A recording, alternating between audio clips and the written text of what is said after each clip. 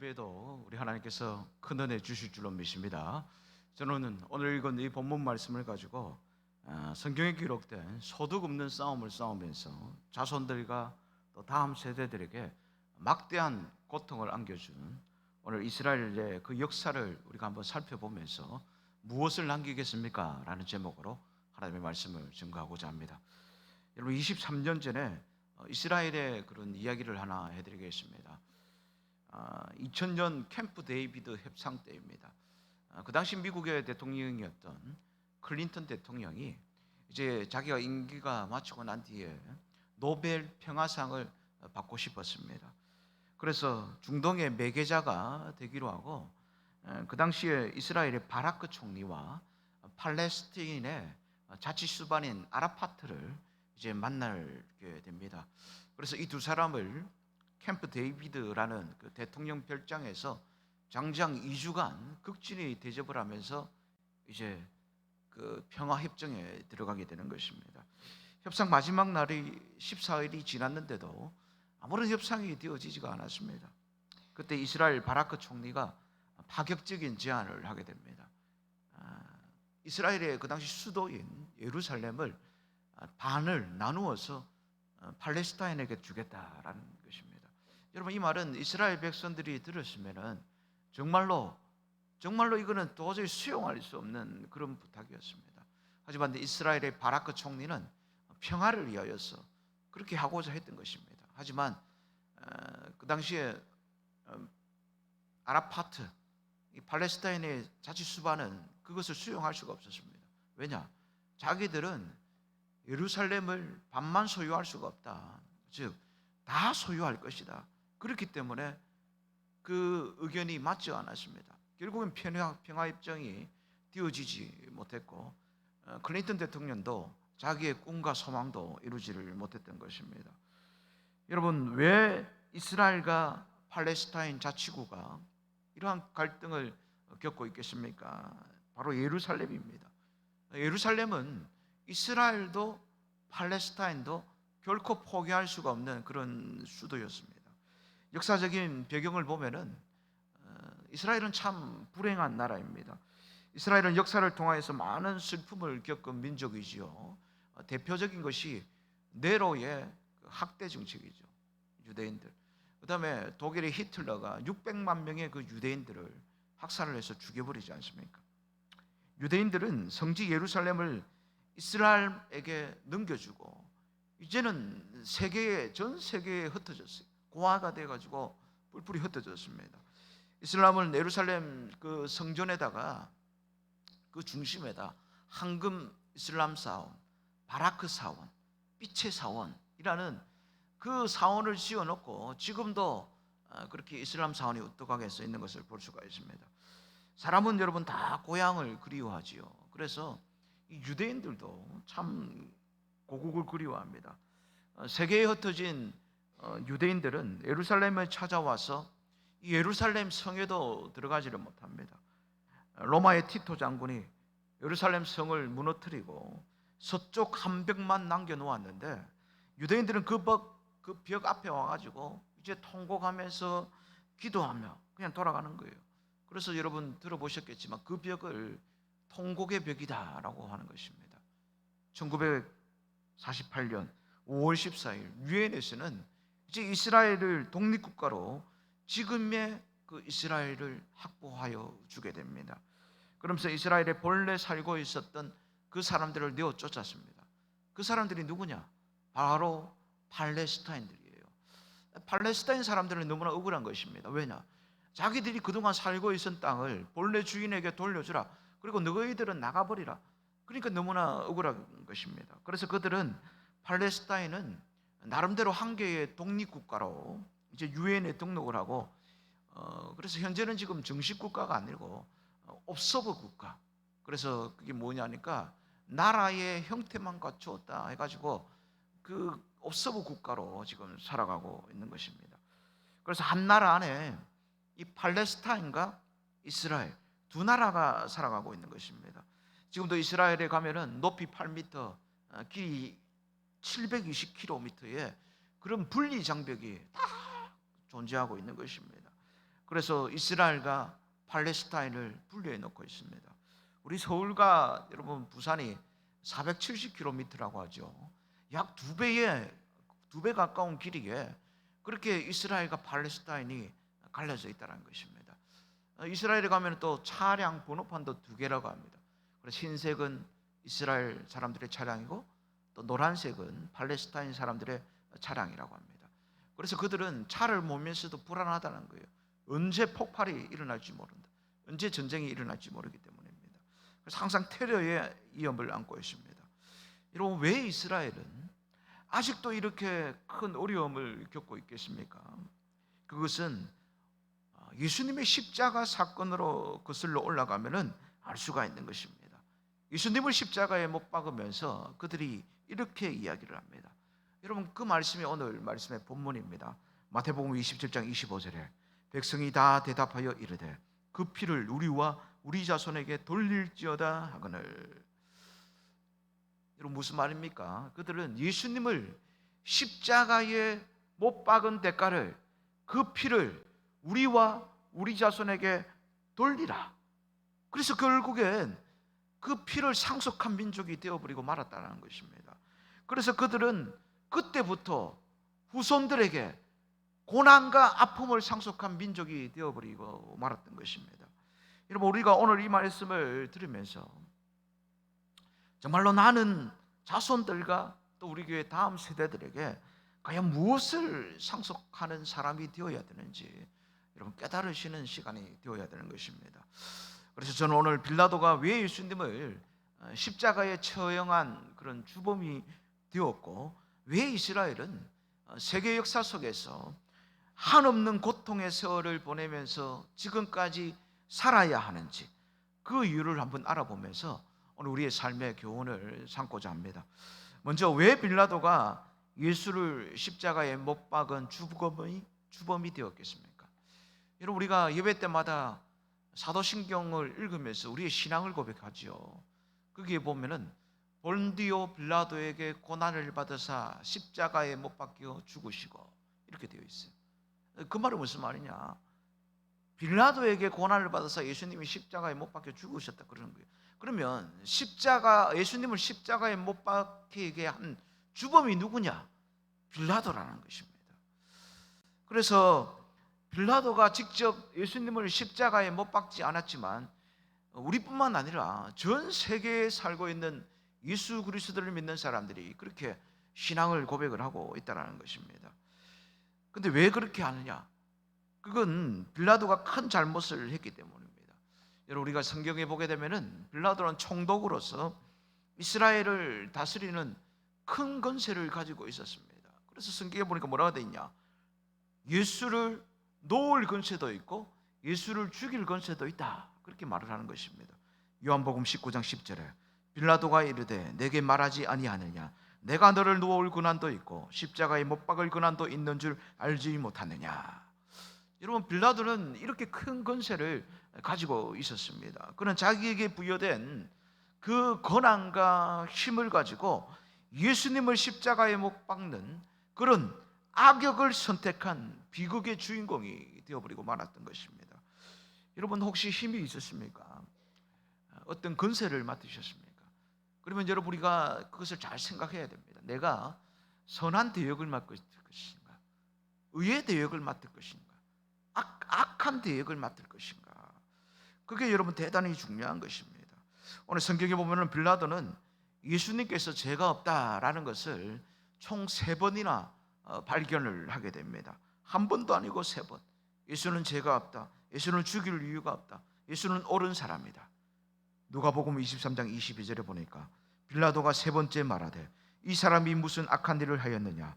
나는 그에게서 죽일 죄를 찾지 못하였나니 때려서 놓으리라 하니.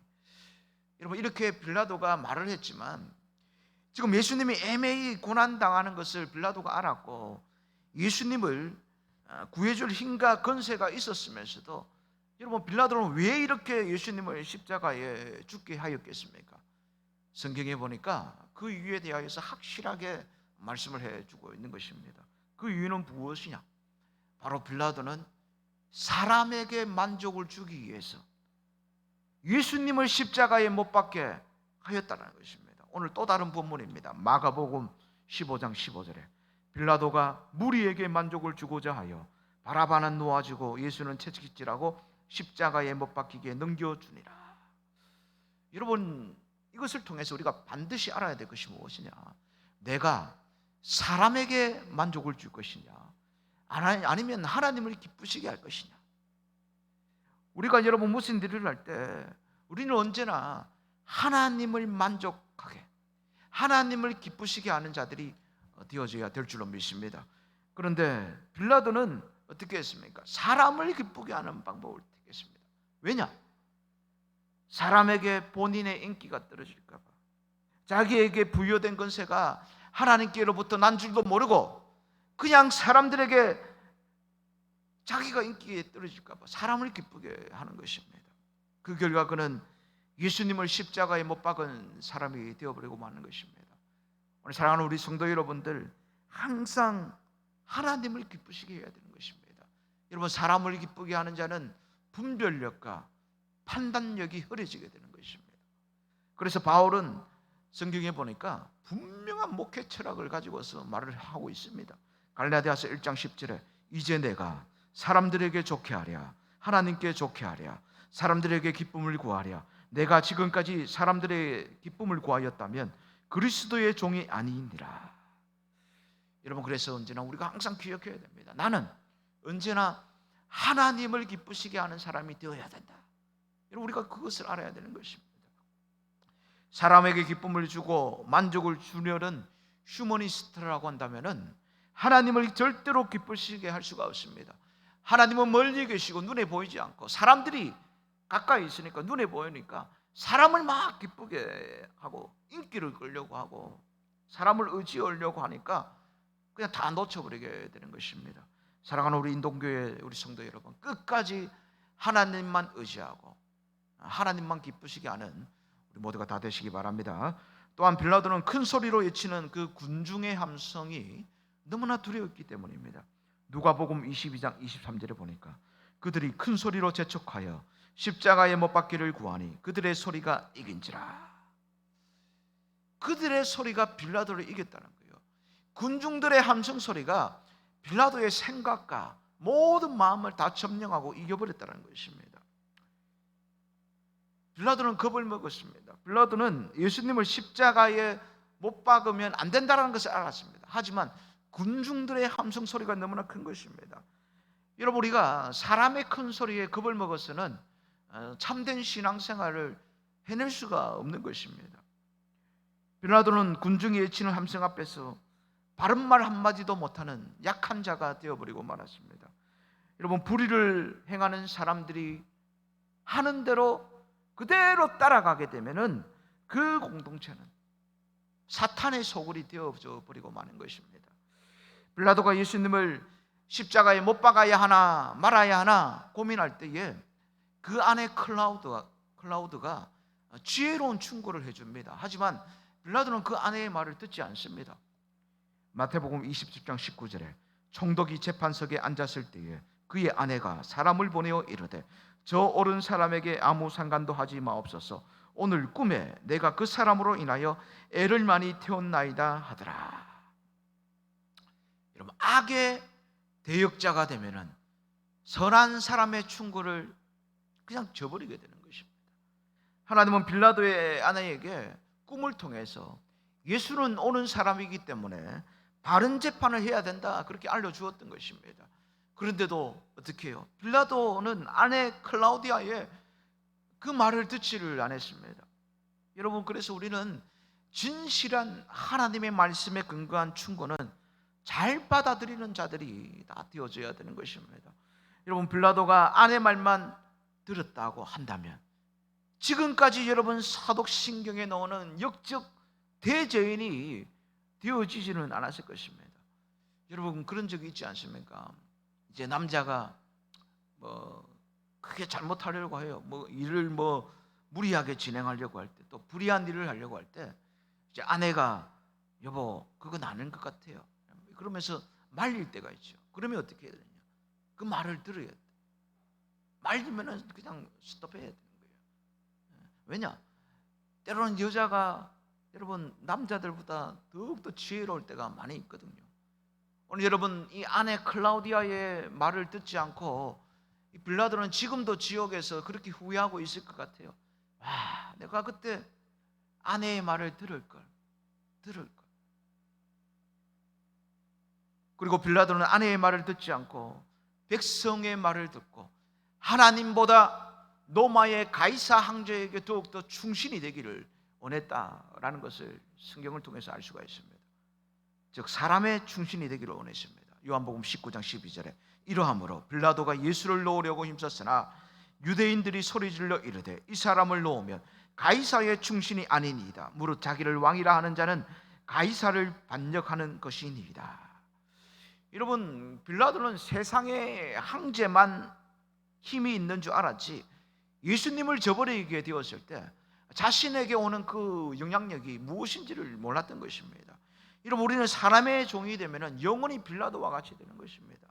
우리는 여러분 바울처럼 그리스도의 종으로 남아야 되는 것입니다. 그래서 하나님을 우리의 황제로 왕으로 모시는 오늘 우리 모두가 되어져야 될 줄로 믿습니다.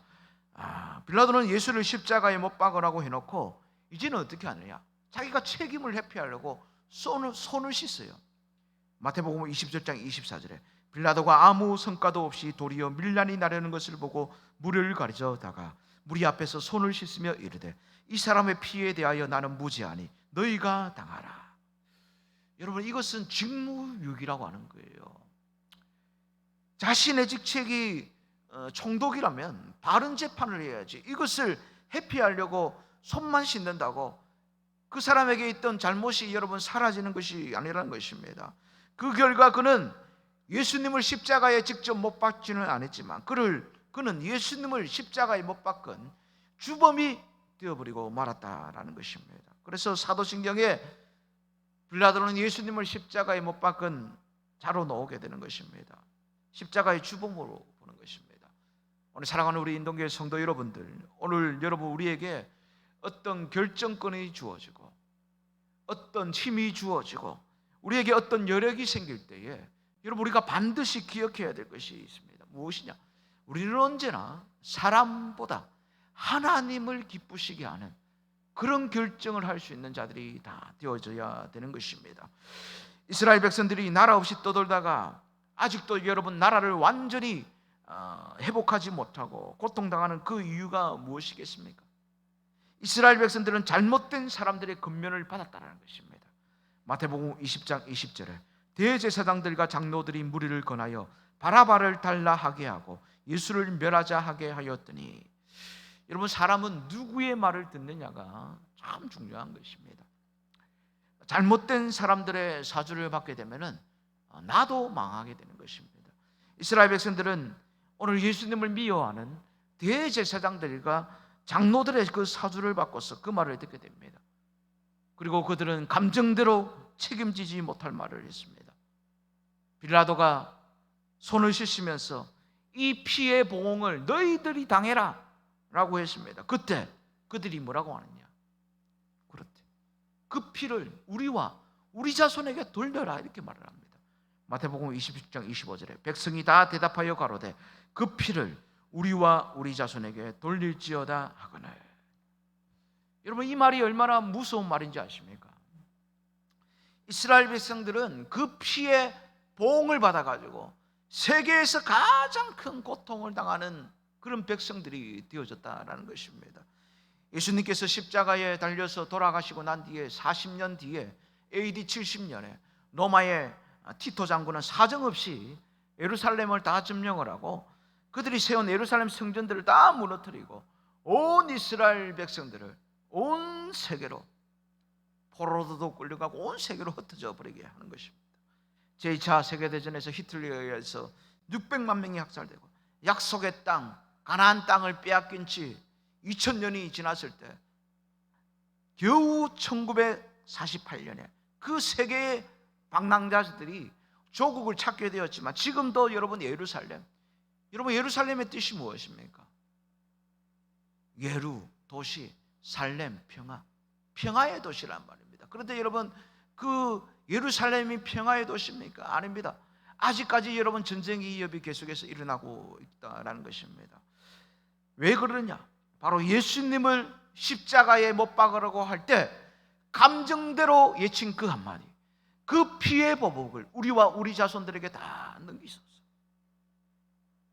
왜 그 피의 보복을 여러분 자손들에게 돌리느냐, 이 말인 것입니다. 사랑하는 우리 성도 여러분, 우리는 예수 그리스도를 믿는 자들로서 오늘 후손들과 다음 세대들에게 복을 유산으로 남겨주어야지, 고통과 저주를 남겨주어서는 절대로 아니 되는 것입니다. 여러분, 우리는 이스라엘의 역사를 보면서 오늘 여러분 우리의 현실을 잘 평가해야 되는 것입니다. 사랑하는 우리 인동교회 성도 여러분, 오늘 빌라도와 같이 우리에게 힘과 권력이 있을 때 정말로 우리는 예수를 위해 살고 예수를 위하여서 죽는 선한 대역의 사람, 의의 대역의 사람들, 그런 주인공들이 다 되어지시기 바랍니다. 그리고 오늘 말씀해 보니까 유대인들이 그냥 아무런 생각 없이 내던진 한마디, 그 피를 우리와 우리 자손들에게 다 남기셨어요. 그렇게 여러분 감정대로 그냥 살지 말고 하나님의 말씀대로 사는 자가 되어서 오늘 여러분의 자녀들과 후손들과 다음 세대들에게, 우리 교회 다음 세대들에게 하나님이 주신 그 놀라운 축복을 대대손손으로 상속하는, 사랑하는 우리 모든 인동교회 모든 성도님들 다 되어주시기를 간절히 소망합니다. 아멘. 기도하겠습니다.